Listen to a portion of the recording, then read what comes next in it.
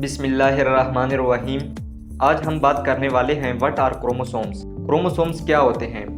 नाज़रीन गिरामी, Islamic channel पर साइंस से मुतल्लिक वीडियो डालने का मकसद ये है कि इसके बाद हमारी आने वाली वीडियो में क्रोमोसोम्स का जिक्र होगा, लिहाजा मैं चाहता हूँ कि आप पहले से ही क्रोमोसोम्स के मुतल्लिक जान लें। जैसे कि हमें मालूम है कि हर सेल के न्यूक्लियस में डीएनए प्रेजेंट होता है। जब इसी डीएनए को टाइटली पैक किया जाता है with the help of some protein, जिसे हम हिस्टोन कहते हैं, तो ये टाइटली पैक होकर जो हमारे पास स्ट्रक्चर आता है उसे हम क्रोमोसोम्स कहते हैं। इस तरह क्रोमोसोम्स को डीएनए का कंडेंस फॉर्म भी माना जाता है।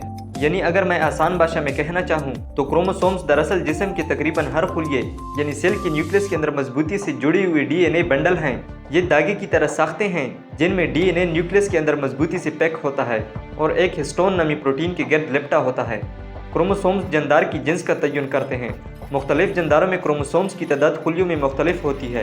क्रोमोसोम्स इतने छोटे होते हैं कि आम माइक्रोस्कोप से भी इन्हें देखना मुमकिन नहीं होता, और सिर्फ सेल के तकसीम के दौरान जब क्रोमोसोम्स दागिनुमा साख्तों की तरह एक खास शक्ल बनाते हैं तब ही इन्हें हम देख सकते हैं।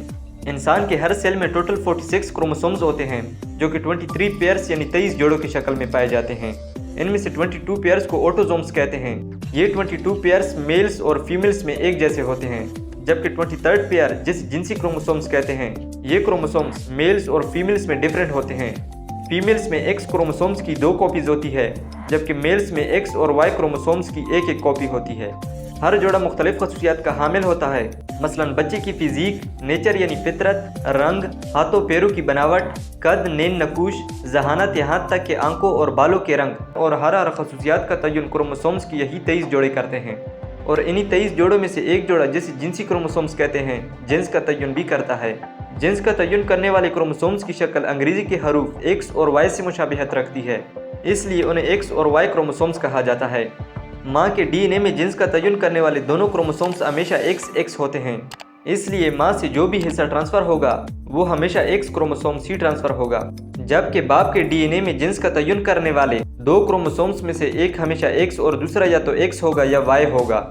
इसलिए बाप की तरफ से ट्रांसफ़र किया जाने वाला हिस्सा कभी तो X क्रोमोसोम्स ट्रांसफ़र कर देता है और कभी Y क्रोमोसोम्स ट्रांसफ़र कर देता है।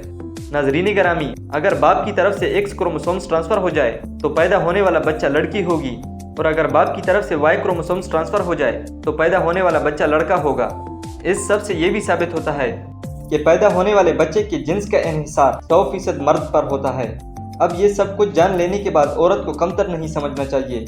प्यारे दोस्तों, हमारी सोसाइटीज़ में यही रस्म व रिवाज चला आता रहा है कि अगर पैदा होने वाला बच्चा लड़की हुई तो माँ को कसूरवार ठहराया जाता है, जबकि ये सरासर गलत है। ये सारे काम अल्लाह ताला की तरफ से तयशुदा होते हैं और ये बहुत बड़ा गुनाह है कि हम अल्लाह ताला के कामों में मदाखलत करें। बेटियां अल्लाह की रहमत होती है अपने बंदों पर, लिहाजा मेरी शादीशुदा मर्द हज़रात से गुजारिश है कि आप अपने ऊपर अल्लाह की रहमत बरसने दीजिए, न कि रोकने की कोशिश करें। अल्लाह हम सबको शुक्र और सब्र की तौफीक अता फरमाए। आमीन।